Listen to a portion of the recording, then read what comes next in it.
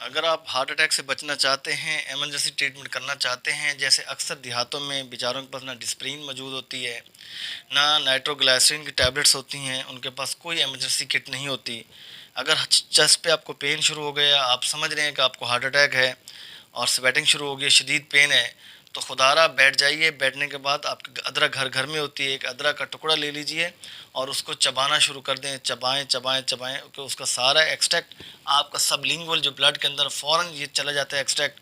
जैसे ये पहुंचेगा फ़ौरन जाके इस नाइट्रिक ऑक्साइड होता है इसके अंदर, अदरक के अंदर, एक तो ये क्या काम करेगी, ब्लड वेसल्स को डायलेट कर देगी, और दूसरा जो लोथड़ा है उसको डिज़ाल्व करेगी।